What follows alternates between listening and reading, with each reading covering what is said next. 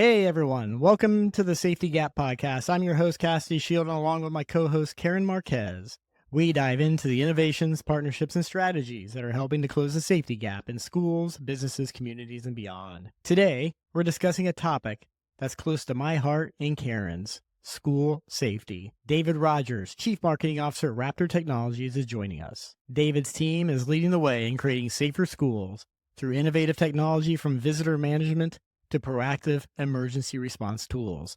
This conversation is packed with insights into how schools, parents, and public safety agencies can work together to protect students and create peace of mind for communities everywhere. So let's jump in. Welcome back, everybody, to the Safety Gap Podcast. Karin, how are you doing today? I'm doing great. Happy Monday. It's good to see you. It's good to see you. Are the kids at home today like they are in our household? They are at home today, but we have every Monday off. So it's just our routine. Every Monday off. Everybody off. We have a 4-day school week. It is fantastic. It's Tuesday through Friday. They go 10-hour days. It's awesome. I love it. That's incredible. I've never heard of such a thing. Wonderful. That's what happens when you live in the Midwest. Yeah, we're the last to know these things. So, well, great. I'm glad it's just a normal Monday for you. I'm super excited about our guest today, David Rogers, Chief Marketing Officer at Raptor Technologies. David, how are you? I'm great. How are you today? I'm all right. It's good to see you. Yeah. Let's just jump right in. Karin and I often talk about Raptor as a partner of ours, and we often talk about school safety, having kids in school. But I'd love you to kind of give us the background on who is Raptor, where you started, what you guys do. Sure. So we are the largest provider of school safety software in the U.S. We have over 5,300 school districts across the country, which I think is roughly around, a little over 30% of the schools in the country utilize at least one of our products. We've been around for over 22 years. We were founded in Houston, Texas. We're probably most known for visitor management, but we have a whole lot of other products, including Raptor Alert, which we work with RapidSOS on. And yes, we get this question a lot. Were you named after the dinosaur from Jurassic Park? And that is exactly how our founder came up with the name. He was watching Jurassic Park while he was brainstorming a name for his new company, and Raptor stuck. Seriously, that's the story? That's the story. My 7-year-old would love that. Yeah, I haven't heard that either. That's great. Cassidy, you'll like this too. I've told David several times, my kids' school, they're Raptor customers. So every time I walk them into school or go to check them out, you see the nice little sticker up in the window when you walk in.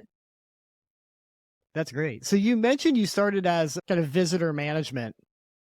What kind of break down, if you don't mind, what are the different types of technology in a school for those who wouldn't know that, i.e. like myself as a parent?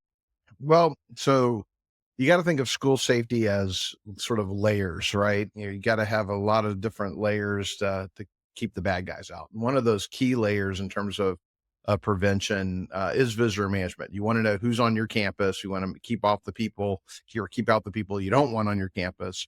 And so the basic concept is we scan your ID, we check it against a sex offender list. It'll pop up pictures, and because if you have similar aliases and birthdays, things like that, it'll pop that up. So you're able to kind of swipe through it really quickly and determine if that is the person that you're looking at or not. But we then print out a badge for the visitor to be able to, or contractor or whoever you're scanning, to be able to go around the campus. And that's what they check in and check out with.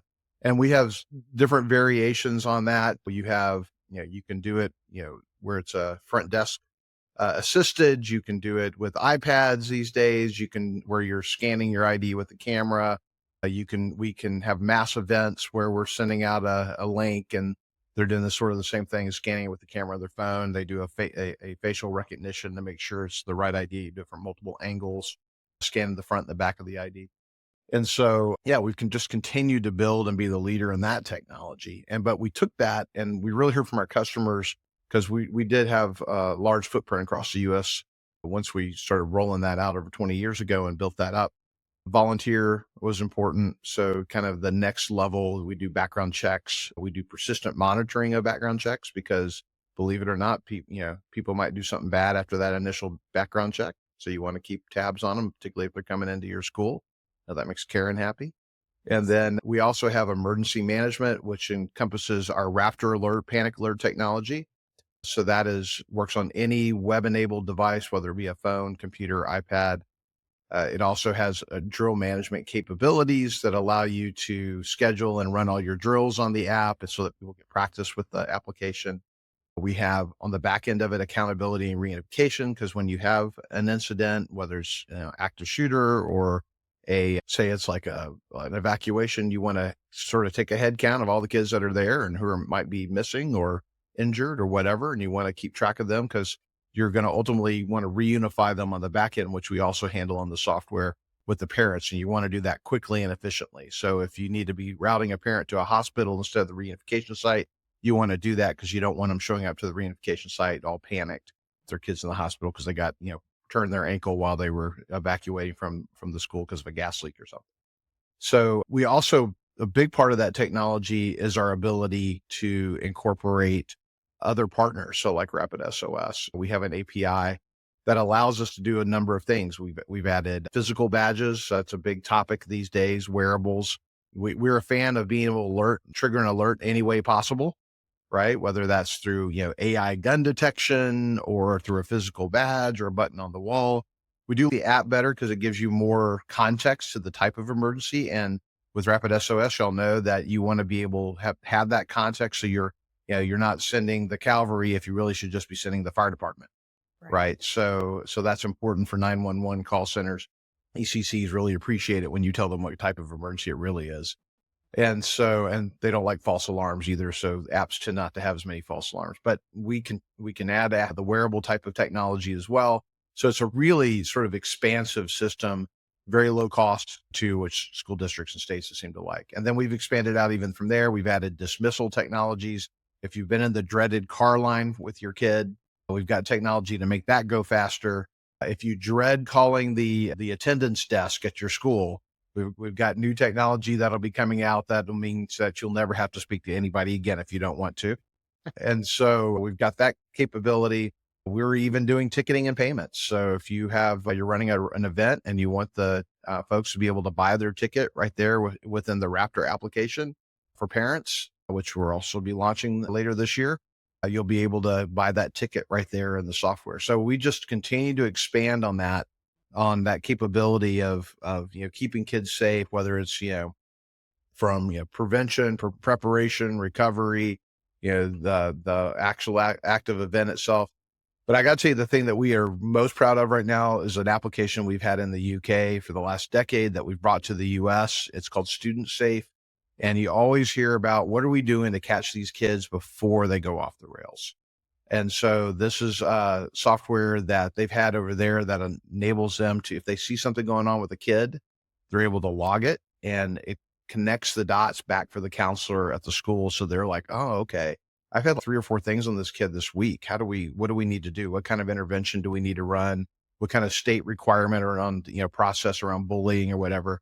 And then we also have on the back end, have added to that behavioral threat assessment, suicide risk assessment. So if you've got a kid that even though you continue to intervene, they can continue to head down that bad path, you've got the ability to handle that. Allows you to move the records between schools and allows you to be able to look at a kid, and not just schools, by the way, move it to other districts if they've got the software. But it really gives you that 360 view of a kid, so that not so that they're having punishment, but so that you can be affecting the right services for that kid at the right time, intervening early so they actually have their best life. So you don't wind up with a kid, where everybody, where you've had a school shooting, you always hear, right, some teacher will do an interview and go, oh, back in 3rd grade, we all knew that was going to be the kid that was going to shoot up the school. Yeah. Well, that's what this software helps prevent. So that's something we're really excited about, very proud of it. We just launched a statewide version of it. The state wants to be able to adopt that for their entire school system across the entire state. They'll be able to do that and have that, be able to view into that data, not the individual records. It'll aggregate that data and sort of anonymize it so that they can look at how much bullying do we have going on in a certain district? How many behavioral threat assessments do we got going on across the state? So it's going to give you a lot of information. So that was a lot. Sorry, that was a long story there, but you asked the question. Raptor continues to expand. Love it. That last one's impressive.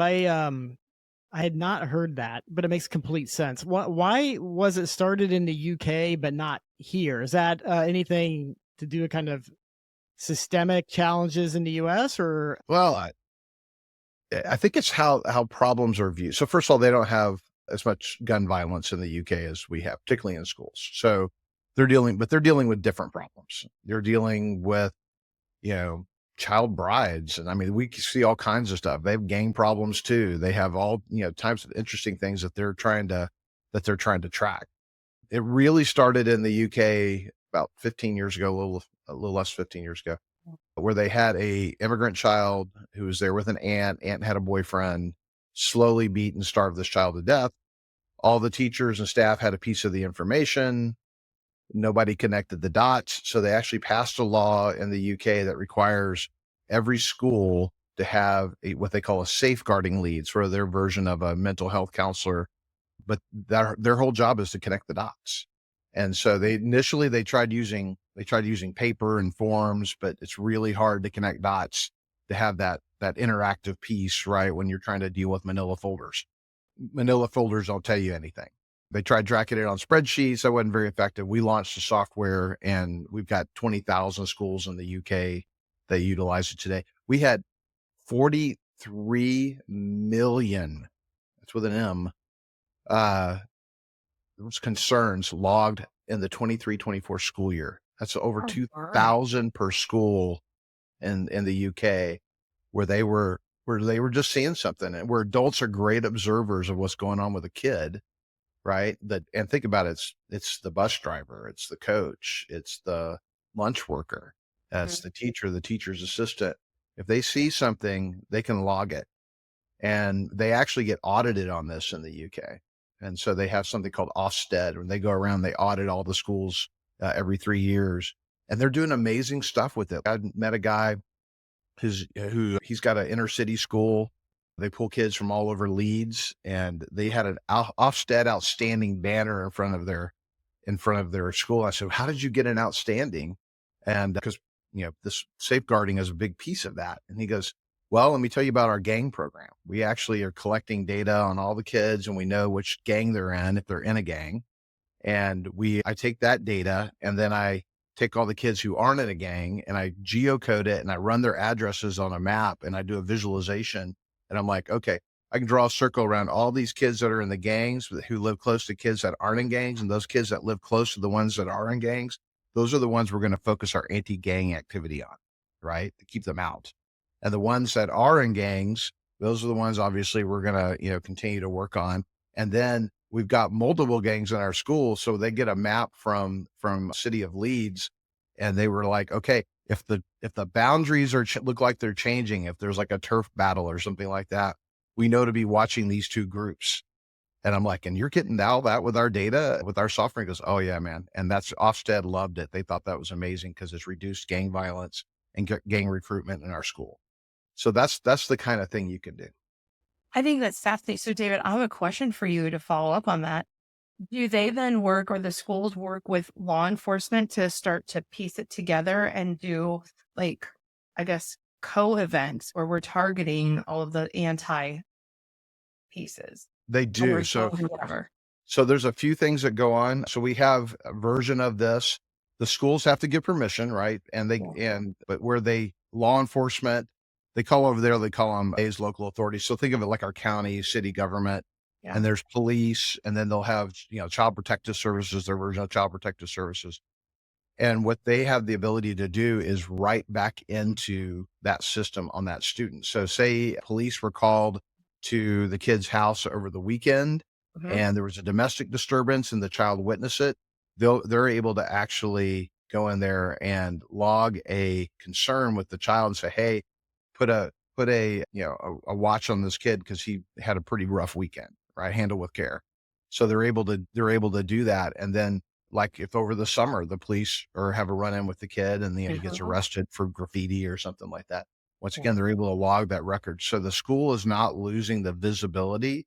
And then the school has the ability to share other key data. So if the kid has had violent behavior or something like that they want to make sure that they can send back to the police and make sure that they're aware of that, they can have that information as well. So obviously there's a lot of privacy things, Sure. and we have a lot of controls on the data, and it's permissions based and all that. And schools, in the US school districts and legislatures really have to set the rules around, how they want to handle that. Most legislators already have, every state has rules on how you handle bullying, how you handle mental health crisis, how do you handle suicide. What we've done is just build the connective tissue back into it. So we can go into a state, and we're doing this in Michigan, actually. We just launched this. Also, we're doing a pilot in Tennessee where we're just taking all the state requirements and we've built it into the system. And here is what you're supposed to do. If you've got a bullying case, boom, boom, boom, it's going to pop up what the intervention plan is and all the steps that you have to follow. What's nice about that is, you can show that they're being followed. So there's no, from a liability perspective, but also that you're not giving any preferential treatment or anything like that. There's no skipping steps, right? Yeah. So everybody gets treated equally. And we have seen this work, and it's hard to measure prevention. It is always hard to measure prevention, but the number of kids that have come forward and said, I was ready to kill myself, and out of the blue, the safeguarding lead contacted me and said, hey, let's get you some counseling. And I don't even know how that happened. And it was because teachers have been seeing the change in the kid. It had logged in, that the safeguarding lead had connected the dots and was able to put the right thing in place. So it's an amazing application. I really hope it takes off in the US. We launched it last year. We've seen some initial growth, but it'll probably be most effective if it's at a state level. Because that way, in the UK, if you're a kid in London, you move to Liverpool, that record follows you, right? And you want that, right? Because you need to have the schools know what type of services they're going to need to put in place for a new student. Sometimes it's none at all, right? A kid like me got into a couple of fights and things like that back in school, but not a bad kid. Well, I don't know, my parents might not agree with that, but that type of thing, it resolves itself. But if you've got kids with all kinds of special needs, or they have mental health challenges, man, wouldn't it be nice if they came into your school and you knew what you had to go wrap around that kid to make them have a great outcome? Well, I think what I love most about hearing that, sorry, Cassie, I'm taking this for just a second, because there's so much application here in the States. And what you guys are doing is really partnering to wrap your arms around the kids and help them be successful. And, from my number one experience, there's often times that kids who are involved in, incidents, events, the school, or even, in a greater tragedy, everybody says they fell through the gap, right? And nobody could identify that because we didn't put these pieces together. So very excited to hear about the work that you guys are doing there, and can't wait to hear more. Well, the goal here is not to let anybody fall through the gap, right? No more opportunities to have stopped something bad from happening, and we didn't do it. I think all the stuff that's been rolling about that kid in Georgia, man, how many opportunities were there to stop what happened? How many times, he had transferred between the different schools, didn't even show up to school for a very long time. Stuff starts to roll out. We're looking at it going, classic behavior. All could have really kind of been headed off a lot sooner. But unfortunately, the mechanism didn't exist to share the data for law enforcement to be able to share what they were seeing back to the school. And, the kid didn't get the help he needed. And unfortunately, he went the direction he did, and people have died for it. Yeah, you mentioned this earlier, David. This seems to be the pattern, like in the United States, at least. And as a parent, it's great to see this type of technology coming to this market. I mean, it's kind of like you're sitting around the table with your kids and they're talking about kids at school. And in the back of your head, you're like, I hope somebody is like documenting that behavior somewhere. And I got to believe this has to be a tremendous value for teachers who probably are amazingly frustrated by what I see every day, not being, I'm sure I go tell the guidance counselor, or maybe I talk to the parents, but there's no record of it, I assume. I mean, maybe talk through what's the current state today in this case in the US, like without this type of tracking. We went out, surveyed the market, and they are trying, schools are trying, right? They're hacking together existing systems but they're not built to connect this data back to the mental health professional, the behavioral specialist and all that. They are doing it on kind of like how the UK started out. There's a lot of people doing it on farms. I had somebody in the Pacific Northwest. They were head of mental health services for a large district told me that they had the exact same situation where a child was starved to death by her parents, and the teachers kept filling out the form and the manila folder didn't tell anybody. Mm. They kept putting the form in the folder, but nobody was reviewing the folder. We had folks doing it on Google Sheets, but quite frankly, how a lot of this stuff gets captured, and as teachers, and I started out as a teacher. I remember this. If you had a concern, you emailed it. You had to walk in and verbally tell somebody, and you hope something got done, right? And can you imagine a counselor, you're having to run down this information from your teachers. You're having to follow up on emails. I mean, I get 200 emails a day, and I can't remember, the last 10 I got. And so, and I find myself 2 weeks later going, crap, I didn't respond to Karin. Right. So, I mean, that's what we're there to prevent, is it's popping it right there. So look, you've got this kid is displaying this type of behavior. And that's the other thing, is states have different things around bullying and all these other things we've listed, but that connective tissue doesn't exist. So you're kind of dealing with them in silos, right? I'm dealing with a bullying case over here. I'm Yeah. dealing with some potential abuse over here. And what's linking it back for the counselors so they see that that's going on? So think about it this way. You got a kid that the coach sees bruising on him at gym. The lunch worker sees him eating out of the trash can. The bus driver notices they don't want to get off the bus. The teacher notices a change in behavior, right? All those things individually, if they reported by email, might not have rose to the occasion, right? Some of them might have, but you wouldn't have had all the information. And so what this allows you to do is have it right there. It's all connected. So yeah, it's a really neat thing. And what is that? Is it literally like I'm the bus driver and I have an app and I see something and I can pull up the kid and say, Yeah. "I notice that Johnny was acting different today," or something? Yep. And so it's web based. And what's interesting is you can even set it up like the bus driver probably hasn't received mental health training. So you have different categories. It's just three easy data elements. So web based, we're actually introducing in at the end of November also an app that'll have some of this built into it as well. But it's three data elements. Who's the kid? So, and it pulls from the student information system. So you're able to pull who the kid is. Mhm. A little text box to describe the behavior, refuse to get off the bus at their bus stop, right? And then it gives you a category, right?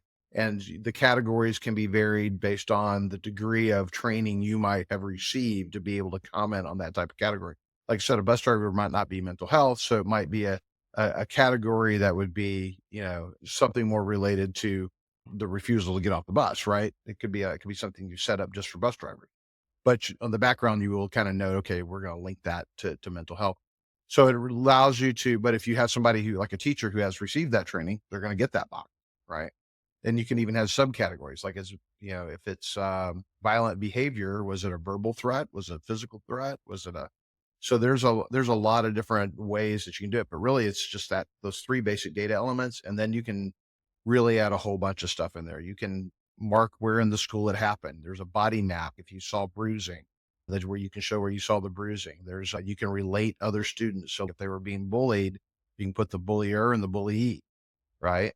So and that's ultimately going to link into applications like we have a digital hall pass. So you're never going to go to the bathroom if your bully's out on a hall pass as Oh, well, wow. right? Yeah. That's interesting. So yeah. It seems So super simple. It's but powerful. That's great. yeah. How you'd mentioned something that in not being an expert like you, I would agree that this seems to be a decision that's probably most effective being made at the state level. Yeah. How are these decisions actually made? I mean, I assume there's some states that are very centrally oriented to make these decisions. I assume if it's not by the state, it's by the district, maybe. Maybe turning this over to you as the expert. Kind of how are these decisions made across the country for this type of technology or any of the technology in your stack, really? Yeah. So it's interesting. And I also do government affairs for Raptor. So I do go around to legislatures and talk about this all the time. This is not a red or a blue issue. It's really kind of interesting. Both sides of the aisle agree we need this. Both sides of the aisle agree that there needs to be some sort of privacy things in place, right? Parental notification. It's got to be a big thing, right? Most states already require it. So I'm like, well, y'all already require it. We just build that in. That's part of the process, right? One of the other, if you're going to do it at a statewide level, having a student ID number. So Florida, Texas, a lot of the states have if you're in a public school or a charter school, you have a student ID number. In the UK, they have a national one so that if you're moving between schools, that's how your records follow you. So, so that's, I think those are some of the sort of the top level challenges, right? And as you dig into it, it's like, all right, and now we've put all the things in that we already cover. What about the things we don't cover, right? What type of behavioral threat assessment model? So Florida, like recently, has introduced their own flavor of threat assessment.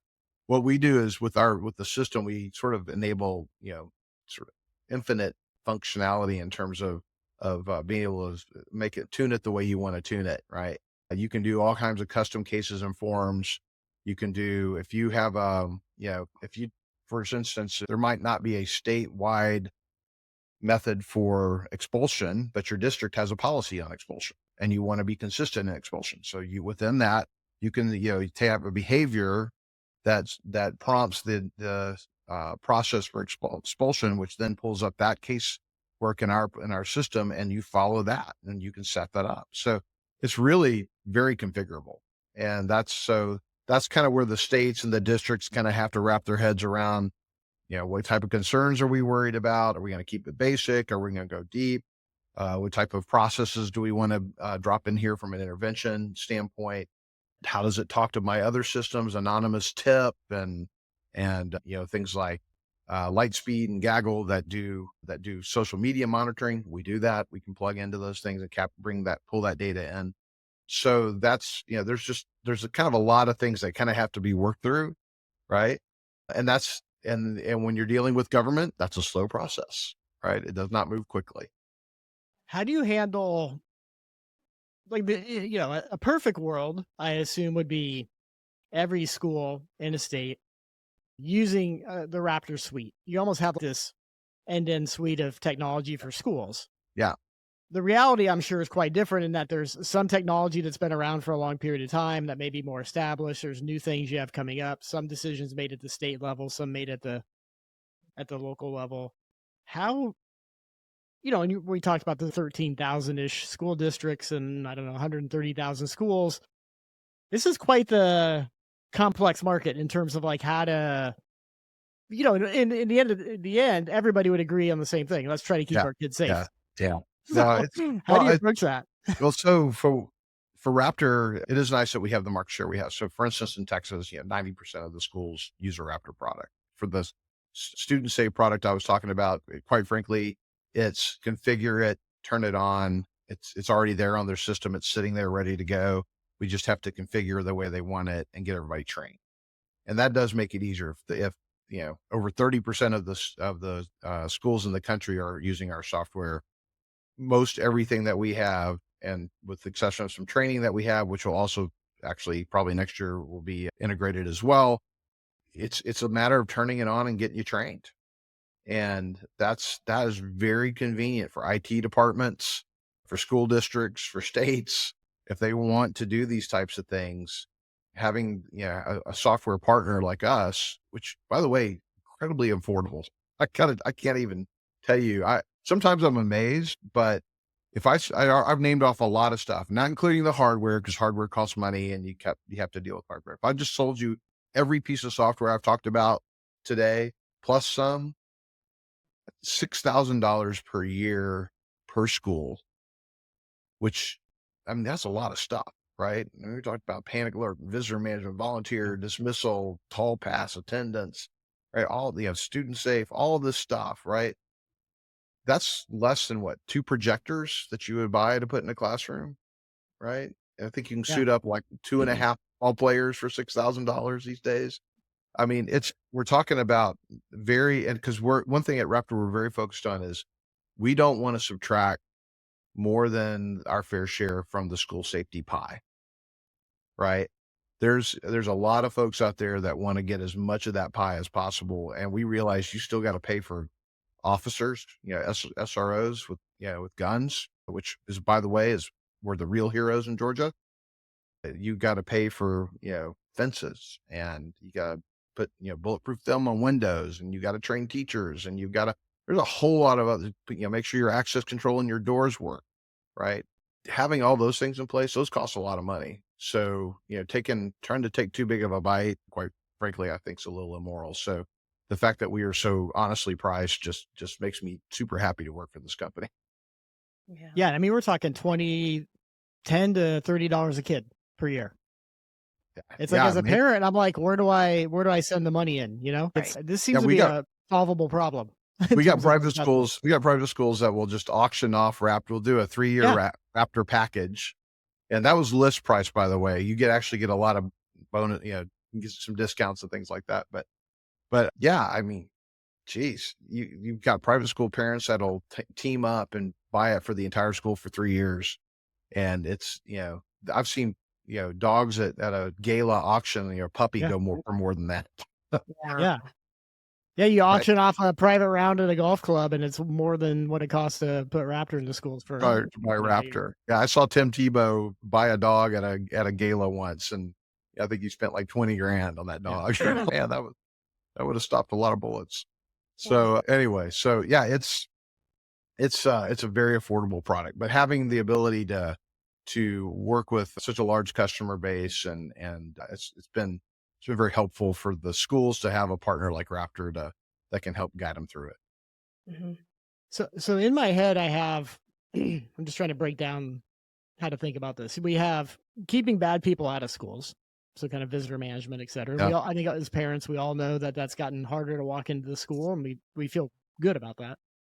2, I loved what you just walked through in terms of proactively, assessing behavioral challenges, et cetera, of kids. So to make sure we real prevention. Yeah. Real prevention. I love that. Yeah.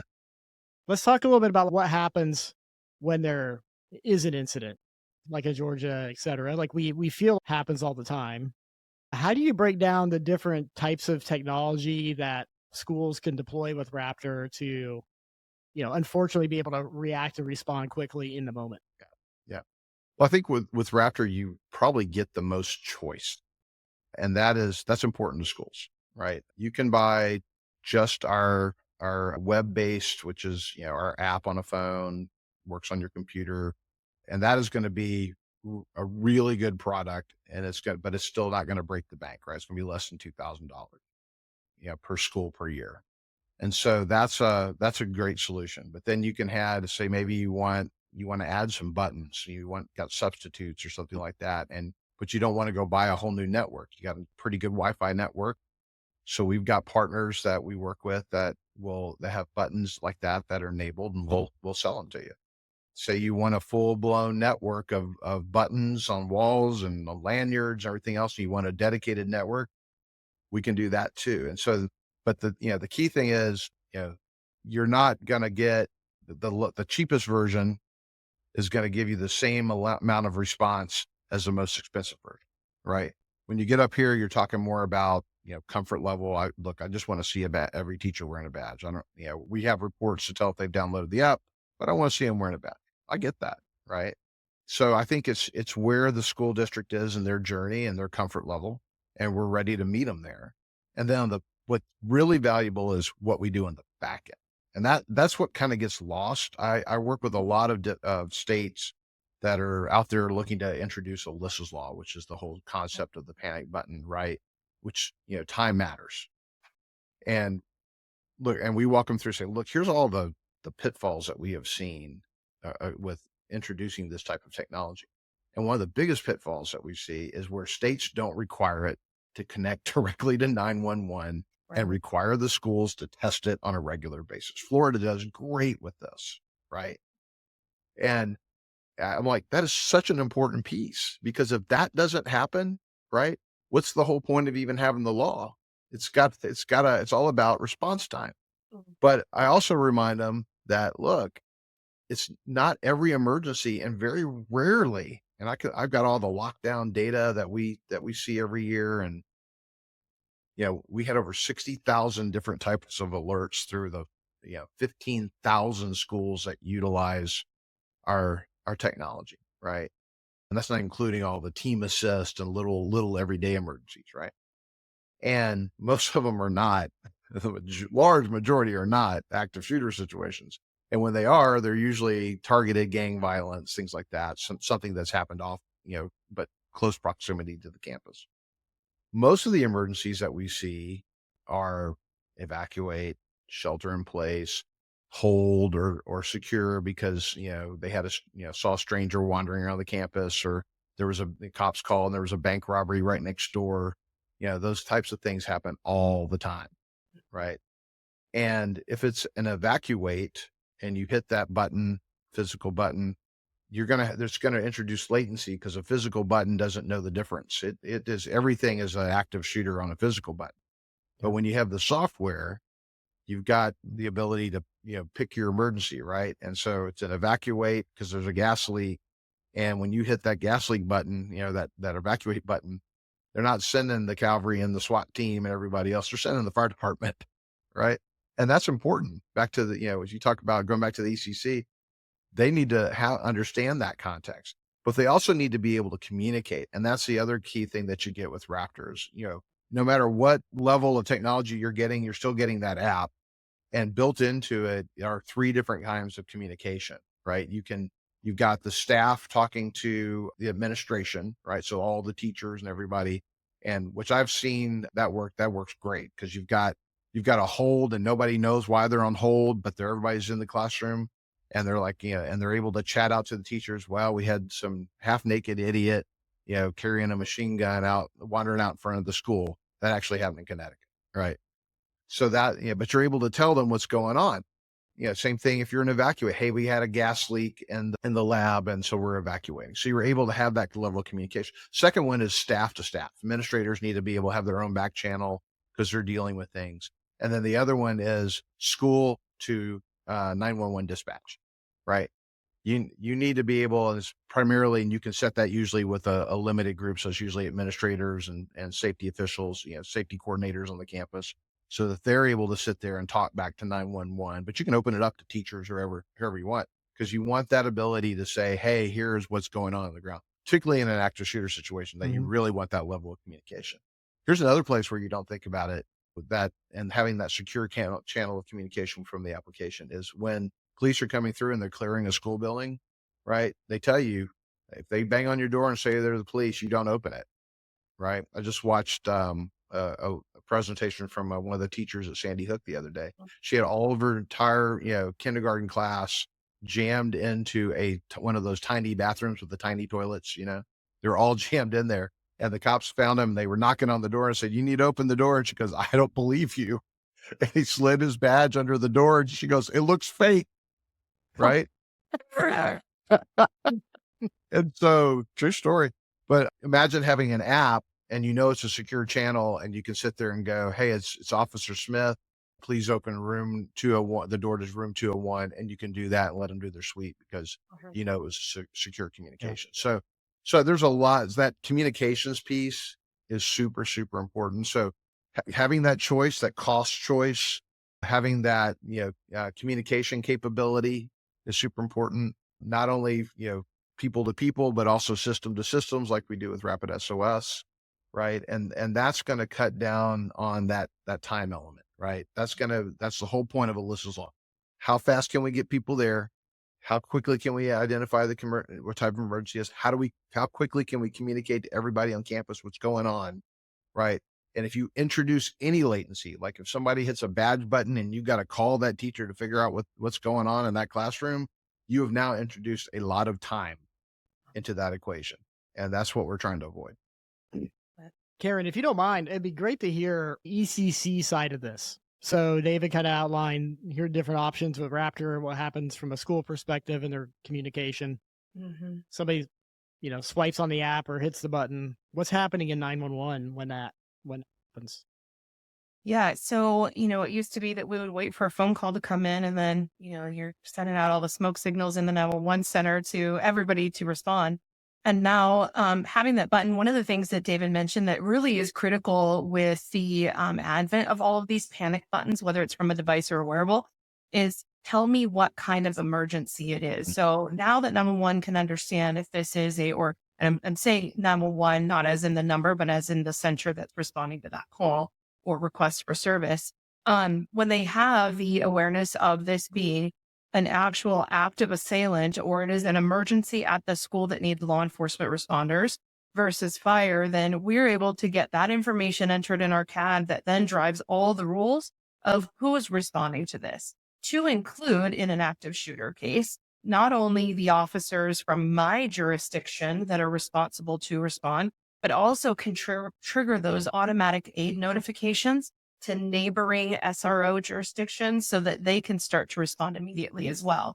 Because you'll see in public safety that it's not just the local agency that's responding to these events anymore. We're partnering with our agency neighbors and we're making sure that we have enough resources to help manage the situation as quickly as possible for the safety of our kiddos. And that includes also getting fire and EMS on scene, either preventative in an active assailant or to respond to that. And do we have enough fire engines? Do we have enough battalion chiefs? Do we have enough medic units to transport in the event that we do have injured as well? So just that one piece of information triggers this whole response to make sure that we have enough units to respond to this event, that it is potentially real, right? So without that connection, Taylor and I so agree about the 911 community, and we've chatted over quite some time now about this.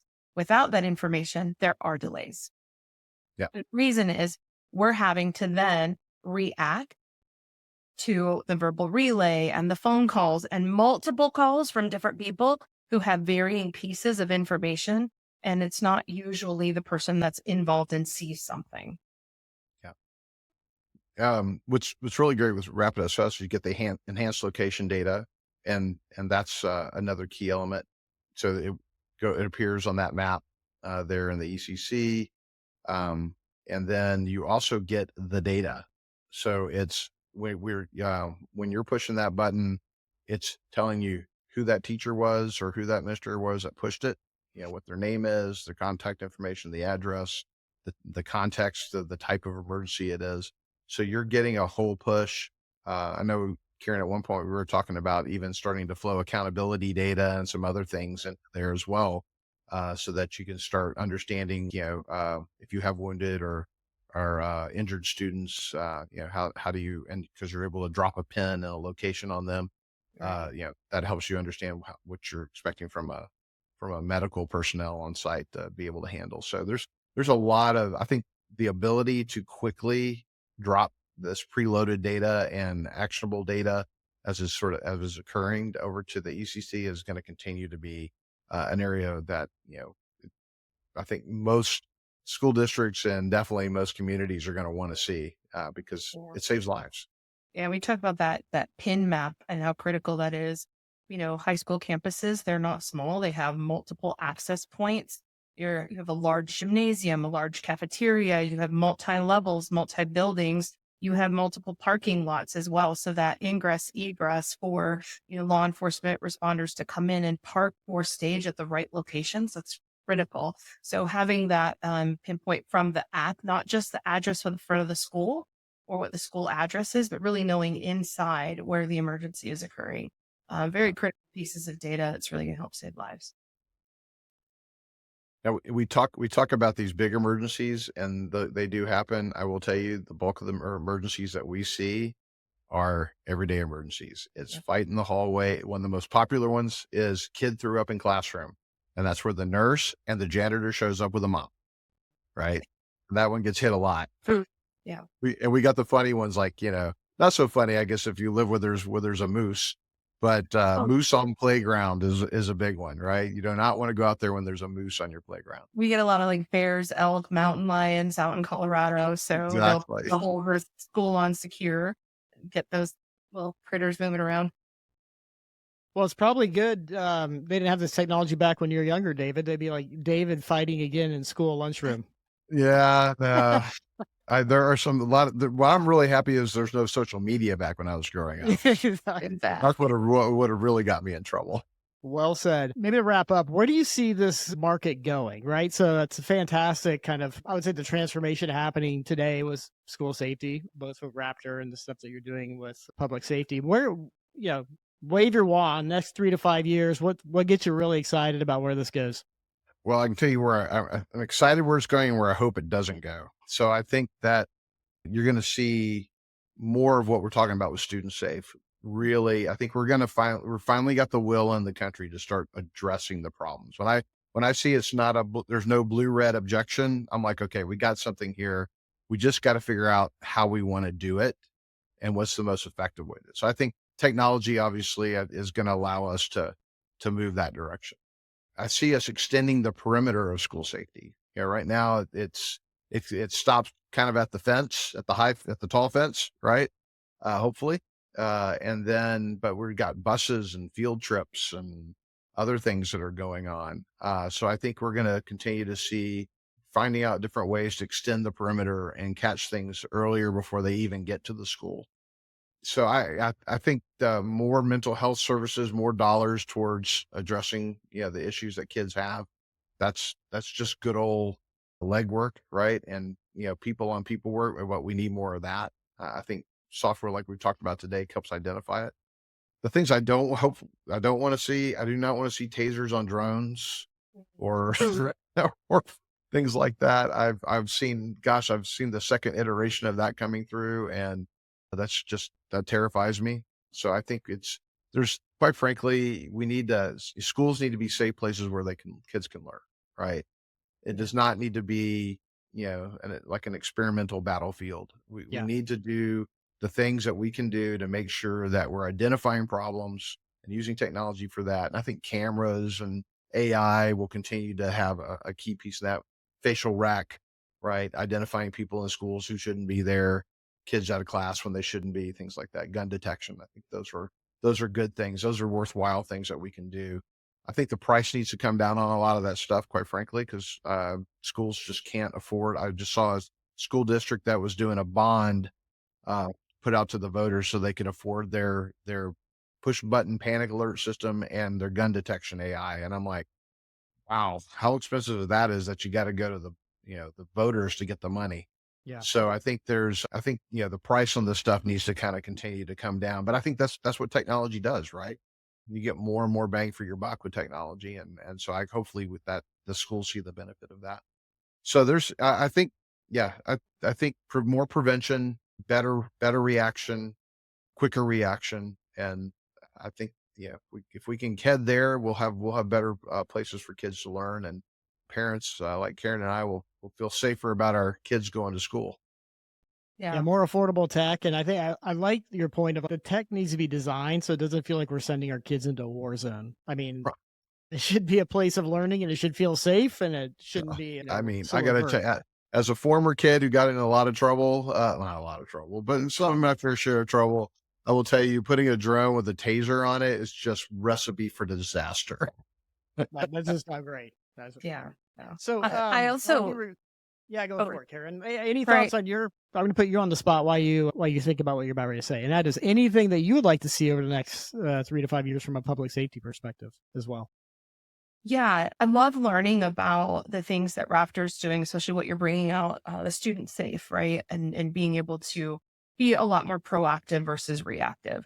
I was going to share just a couple of stories. So I appreciated you thinking about beyond the fence line of the school when our kids go on field trips. So we had outdoor ed last week, and parents got a notification that in the middle of the night, the kids had reported they saw maybe somebody with a gun out in the campground areas. And so, like, for a parent, that is a sense of safety that maybe sometimes we take for granted. What happens when they are off campus and with others, and the adults were amazing. They reported it quickly. They worked with the law enforcement out here in Colorado who responded very rapidly. And then the parents were notified about what happened. So that was great. And so I appreciate the thoughtfulness there. Also, the interoperability that you have within the system and the platform. So you're bringing all of these pieces in that would have traditionally been in maybe different platforms, different logins, different sign-ins. And so that really relates to what we're doing in public safety with, RapidSOS and the intelligent safety platform, is bringing in all of that data into a view that telecommunicators and our public safety responders can have access to all of the information without logging into these other systems. And then you kind of take it that one step further and create that multi-agency routing, the notification to people to let them know that emergencies occurred here. And then you have some features like agency shared chat that's allowing them to work together and have that interoperability. but then also from RapidSOS being able to communicate to the school and have that point of contact as well. So if I have a joint command post, then I can identify somebody from the school to come and meet those folks. Where I hope it goes, I think similar to what you mentioned, and can we create a safe environment where our kids don't feel like they're walking into jail?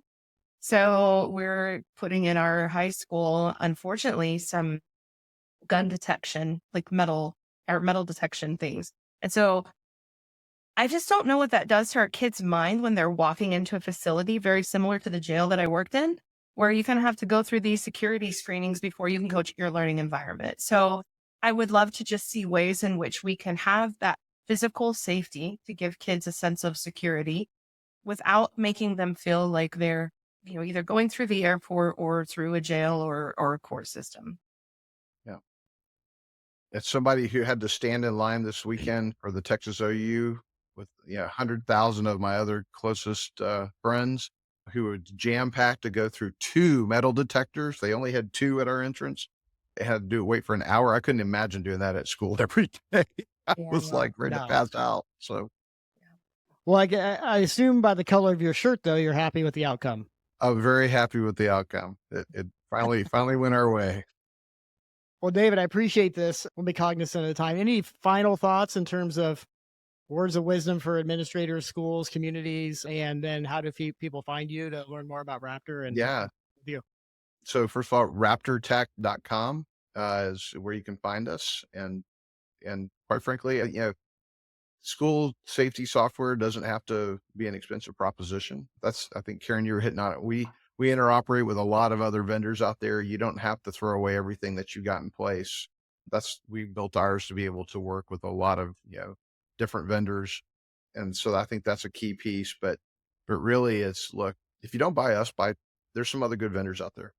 Buy something make the investment, do the right thing for your kids. There's a lot of schools out there that still don't even have visitor management, and it just boggles my mind. Mm-hmm. So, and I will tell you, my kids were the school where they went, they didn't have it. My kids already graduated by the time they finally got it after Uvalde. And second week they had it, boom, they popped a kid or a guy who had been coming on campus for a year that was a contractor that wasn't supposed to be on that campus. And they thought they knew everybody. So I would say, look, wow. If you don't buy us, buy somebody, but think about, these pieces of key safety software that we talked about today and make the investment to keep kids safe. How about that? Appreciate your time, David, and appreciate everything that Raptor does to keep our school safe. So thank you. And thank you to your company. Thank you. Enjoyed it. Thanks, David. And thanks, Karin.